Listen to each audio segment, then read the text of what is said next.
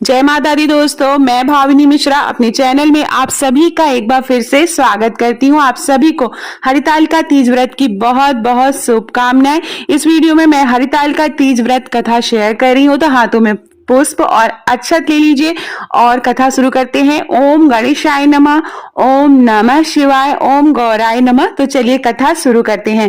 सूत जी कहते हैं, मंदार की माला से जिन पार्वती जी का केस पाल अलंकृत है और मुंडों की माला से जिस शिव जी की जटा अलंकृत है, जो पार्वती जी दिव्य वस्त्र धारण की हैं और जो शिव जी दिगंबर हैं, ऐसी श्री पार्वती जी तथा श्री शिव जी को प्रणाम करता हूँ।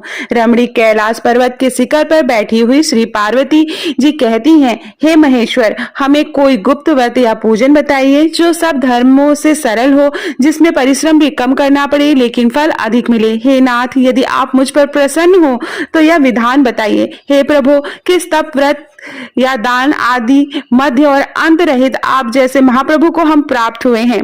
शिव जी बोले, हे देवी सुनो, मैं तुमको एक व्रत जो मेरा सर्वस्व और छिपाने योग्य है, लेकिन तुम्हारे प्रेम के वशीभूत होकर मैं तुम्हें बतलाता हूँ। शिव जी ने कहा, भारतवर्ष में जैसे नक्षत्रों में चंद्रमा, ग्रहों में सूर्य, वर्णों में ब्रह्मांड, देवताओं में विष्णु भगवान, नदियों में गंगा, पुराणों में महाभारत, वेदों में सामवेद, इंद्रियों में मन श्रेष्ठ है, सब पुराणों और वेदों का सर्वस्व जिस तरह कहा गया है, मैं तुम्हें एक प्राचीन व्रत बतलाता हूँ। एकाग्र मन से सुनो। जिस व्रत के प्रभाव से तुमने मेरा आधा प्राप्त किया है वह मैं तुमको बतलाऊंगा, क्योंकि तुम मेरी प्रेयसी हो। भाद्रपद मास के में हस्त नक्षत्र से युक्त शुक्ल पक्ष की तृतीया तिथि को उसका अनुष्ठान मात्र करने से स्त्रियां सब पापों से मुक्त हो जाती हैं। हे देवी, तुमने आज से बहुत दिनों पहले हिमालय पर्वत पर इस व्रत को किया था। यह वृत्तांत मैं तुम्हें कहूंगा। पार्वती जी ने पूछा, हे नाथ, मैंने क्यों यह व्रत किया था, यह सब आपके मुख से सुनना चाहती हूँ। उत्तर की ओर एक बड़ा रमणीक और पर्वतों में श्रेष्ठ हिमवान नामक पर्वत है। उसके आसपास तरह तरह की भूमियां, तरह तरह के वृक्ष उस पर लगे हुए हैं। नाना प्रकार के पक्षी और अनेक प्रकार के पशु उस पर निवास करते हैं। वहां पहुंचकर गंधर्वों के साथ बहुत से देवता, सिद्ध, चारण, पक्षीगण सर्वदा प्रसन्न मन से विचरते हैं। वहां पहुंचकर गंधर्व गाते हैं, अप्सराएं नाचती हैं। उस पर्वतराज के कितने ही शिखर ऐसे हैं जिनमें स्फटिक, रत्न और वैदुर मणि आदि की खानें भरी हैं। यह पर्वत ऊंचा तो इतना अधिक है कि मित्र के घर की तरह समझकर आकाश का स्पर्श किए रहता है। उसके समस्त शिखर सदैव हिम से आच्छादित रहते हैं और गंगा जल की ध्वनि सदा सुनाई देती रहती है। हे पार्वती, तुमने बाल्यकाल में उसी पर्वत पर तपस्या की थी। 12 वर्षों तक तुम उल्टी टंग कर वहां धुआं पीकर रही, 64 वर्षों तक सूखे पत्ते खाकर रही। माघ मास में तुम जल में बैठी रहती और वैशाख की दोपहरिया में पंचाग्नि तापती थी। श्रावण महीने में जल बरसता तो तुम भूखी प्यासी रहकर मैदान में बैठी रहती थी। तुम्हारे पिता इस तरह के कष्ट सहन को देखकर बड़े दुखी हुए। वे चिंता में पड़ गए कि मैं अपनी कन्या किसको दूं। उसी समय नारद जी वहां आ पहुंचे। मुनि श्रेष्ठ नारद जी उस समय तुम्हें देखने गए थे। नारद जी को देखकर गिरि ने अर्घ, पाद्य, आसन आदि देकर उनकी पूजा की और कहा, हे स्वामीन, आप किस लिए आए हैं? मेरा अहोभाग्य है, आपका आगमन मेरे लिए अच्छा है। नारद जी ने कहा, हे पर्वतराज सुनो, मैं भगवान विष्णु का भेजा हुआ आपके पास आया हूँ। आपको चाहिए कि यह योग्य कन्या रत्न किसी योग्य वर को दें। भगवान विष्णु के समान योग्य वर ब्रह्मा, इंद्र और शिव इनमें से कोई नहीं है। इसलिए मैं यही कहूंगा कि आप अपनी कन्या भगवान विष्णु को ही देवें। हिमवान ने कहा, भगवान विष्णु स्वयं मेरी कन्या ले रहे हैं और आप यह संदेश लेकर आए हैं तो मैं उन्हें अपनी कन्या दूंगा। हिमवान की इतनी बात सुनकर मुनिराज नारद आकाश में विलीन हो गए। वे पीताम्बर, शक्र, चक्र और गदाधारी भगवान विष्णु के पास पहुंचे। वहां हाथ जोड़कर नारद जी ने भगवान विष्णु से कहा, हे देव सुनिए, मैंने आपका विवाह पक्का करा दिया। उधर हिमवान ने पार्वती के पास जाकर कहा कि हे पुत्री, मैंने तुम्हें भगवान विष्णु को दे डाली। तब पिता की बात सुनकर तुम बिना उत्तर दिए ही वहां अपनी सखी के साथ घर चली गई। वहीं जमीन पर पड़कर तुम बहुत दुखी होती हुई विलाप करने लगी। तुमको इस प्रकार विलाप करते हुए देखकर सखी बोली, तुम क्यों इतनी दुखी हो, इसका कारण बताओ। तुम्हारी जो कुछ इच्छा होगी मैं यथाशक्ति उसको पूरा करने की चेष्टा करूंगी, इसमें कोई संशय नहीं है। पार्वती जी बोली, मेरी जो कुछ अभिलाषा है उसे तुम प्रेम पूर्वक सुनो। मैं एकमात्र शिव जी को अपना पति बनाना चाहती हूँ, इसमें कुछ भी संशय नहीं है। मेरे इस विचार को पिताजी ने ठुकरा दिया है, इससे मैं अपने शरीर का त्याग दूंगी। पार्वती जी की इस बात को सुनकर सखियों ने कहा कि शरीर का त्याग न करो, चलो किसी ऐसे वन में चले जहां पिता को पता न लगे। ऐसी सलाह कर तुम वैसे वन में जा पहुंची। उधर तुम्हारे पिता घर घर तुम्हें खोजने लगे, दूतों द्वारा भी खबर लेने लगे और कौन देवता या किन्नर मेरी पुत्री को हर ले गया है। उन्होंने मन ही मन कहा कि मैं नारद जी के आगे प्रतिज्ञा कर चुका हूं कि मैं अपनी पुत्री भगवान विष्णु को दूंगा। ऐसा सोचते सोचते हिमवान मूर्छित हो गए। गिरिराज को मूर्छित देखकर सब लोग हाहाकार करते हुए दौड़ पड़े। जब होश हुआ तो सब पूछने लगे कि गिरिराज आपकी मूर्छा का कारण क्या है, बताइए। हिमवान ने कहा, आप लोग मेरे दुख का कारण सुने। न मालूम कौन मेरी कन्या को हर ले गया है। ऐसा नहीं हुआ कि उसे किसी काले सांप ने काट लिया या सिंह खा गए होंगे। हाय हाय, मेरी बेटी कहाँ गई? किसी दुष्ट ने मेरी पुत्री को मार डाला। ऐसा कहकर वे वायु के झोंके से कांपते हुए वृक्ष के समान कांपने लगे। इसके बाद हिमवान तुम्हें वन वन खोजने लगे। वह वन भी सिंह, भालू, हिंसक जंतुओं से बड़ा भयानक हो रहा था।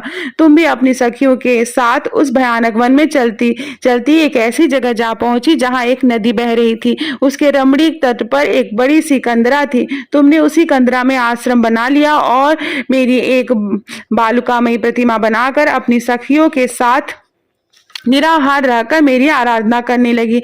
जब भाद्रपद शुक्ल पक्ष की हस्तयुग तृतीया तिथि प्राप्त हुई तब तुमने मेरा विधिवत पूजन किया और रात भर जाकर गीत वेदादि से मुझे प्रसन्न करने में बिताया। उस व्रत राज के प्रभाव से मेरा आसन डगमगा उठा, जिससे मैं तत्काल उस स्थान पर जा पहुंचा जहां पर तुम अपनी सखियों के साथ रहती थी। वहां पहुंचकर मैंने तुमसे कहा कि मैं तुम पर प्रसन्न हूँ, बोलो क्या चाहती हो। तुमने कहा, मेरे देवता, यदि आप मेरे ऊपर प्रसन्न हैं तो मेरे पति बने। मैं तथास्तु कहकर कैलाश पर्वत पर वापस आने पर तुम्हें वहां प्रतिमा नदी में प्रवाहित कर दी और सखियों के साथ उस महाव्रत का पारण किया। हिमवान भी तब तक उस वन में तुम्हें खोजते हुए आ पहुंचे। चारों दिशाओं में तुम्हें खोज करते करते वे व्याकुल हो चुके थे, इसलिए तुम्हारे आश्रम के सम्मुख पहुंचते ही गिर पड़े। थोड़ी देर बाद उन्होंने नदी के तट पर दो कन्याओं को सोते हुए देखा। देखते ही उन्होंने तुम्हें छाती से लगा लिया और विलख कर रोने लगे। फिर पूछा, पुत्री, तुम सिंह, व्याघ्र आदि जंतुओं से भरे इस वन में क्यों आ पहुंची? पार्वती जी ने उत्तर दिया, हे पिताजी, मैंने पहले ही अपने आप को शिव जी के हाथों में सौंप दिया था। आपने मेरी बात टाल दी, इससे मैं यहाँ चली आई। हिमवान ने सांत्वना दी कि हे पुत्री, मैं तुम्हारी इच्छा के विरुद्ध कुछ न करूंगा। वे तुम्हें अपने साथ लेकर घर आए और मेरे साथ तुम्हारा विवाह कर दिए। इसी से तुमने मेरा अर्धासन पाया। तब से आज तक किसी के सामने मुझे यह व्रत प्रकट करने का अवसर प्राप्त नहीं हुआ। हे देवी, मैं यह बताता हूँ कि इस व्रत का हरतालिका नाम क्यों पड़ा। तुमको सखियां हर ले गई थी, इसलिए हरतालिका नाम पड़ा। पार्वती जी ने कहा, हे प्रभु, आपने नाम तो बताया, अब इसकी विधि भी बताइए।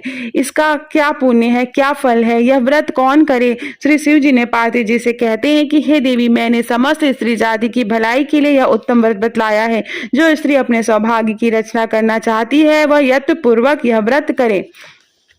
केले के खंभे आदि से सुशोभित एक सुंदर मंडप बनावे, उसमें रंग बिरंग के रेशमी कपड़ों में चांदोवा लगाए, चंदन आदि सुगंधित द्रव्यों से मंडप लिपवाए। फिर शंख, भेरी, मृदंग आदि बाजे बजाते हुए बहुत से लोग एकत्रित होकर तरह तरह के मंगलचार करते हुए उस मंडप में पार्वती शिव जी की प्रतिमा स्थापित करें। उस रोज दिन भर उपवास कर बहुत से सुगंधित फूल, सुगंध मनोहर धूप, नाना प्रकार के नैवेद्य आदि एकत्र कर मेरी पूजा करें और रात भर जागरण करें।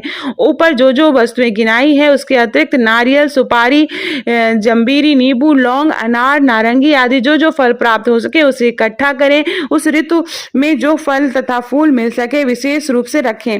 इसके बाद धूप दीप आदि से पूजन कर प्रार्थना करें, हे शिव रूपिणी, हे मंगले, सब अर्थों को देने वाली, हे देवी, हे शिव रूपे, आपको नमस्कार है। हे शिव रूपे, आपको सदा के लिए नमस्कार नमस्कार है। हे ब्राह्मण रूपिणी आपको नमस्कार है। जगदात्री आपको नमस्कार है। हे शिववाणी संसार से इसके भय से भयभीत मुझ दीन की रक्षा करें। इस कामना की पूर्ति के लिए मैंने आपकी पूजा की है। हे पार्वती मुझे राज्य और सौभाग्य दे, मुझ पर प्रसन्न होवे। इन्हीं मंत्रों से पार्वती तथा शिव जी की पूजा करें। तदंतर विधि पूर्वक कथा सुने और ब्राह्मण को वस्त्र गौ सुवर्ण आदि देवें। इस तरह एकचित होकर स्त्री पुरुष दोनों एक साथ पूजन करें। फिर वस्त्र आदि जो कुछ हो उसका संकल्प करें। हे देवी जो स्त्री इस प्रकार से पूजन करती है वह सब पापों से छूट जाती है और उसे 7 जन्म तक सुख और सौभाग्य प्राप्त होता है। जो स्त्री तृतीया तिथि पर व्रत न करके अन्न भक्षण करती है उसे 7 जन्म तक बाध्या रहती है और उसको बार बार विधवा होना पड़ता है।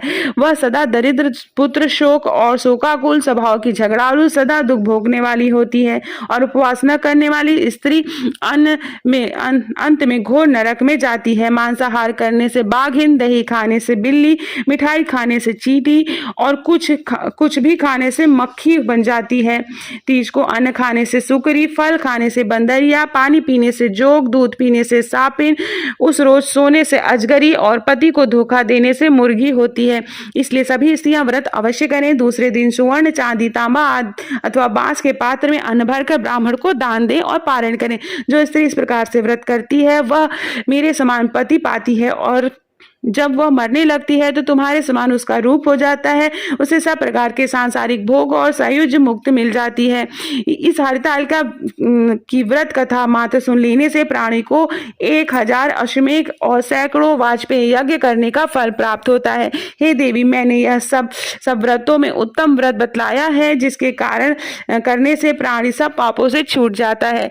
इसमें कोई भी संशय नहीं है। तो ये थी हरितालिका तीज की व्रत कथा। जो हाथों में पुष्प अक्षत लिया है वो भगवान को अर्पित कर दें। इसके बाद गणेश भगवान जी, भगवान शिव और माता पार्वती की आरती पढ़ें और फिर क्षमा प्रार्थना करें। तो आशा करती हूँ वीडियो पसंद आया होगा। बहुत बहुत धन्यवाद ये वीडियो देखने के लिए।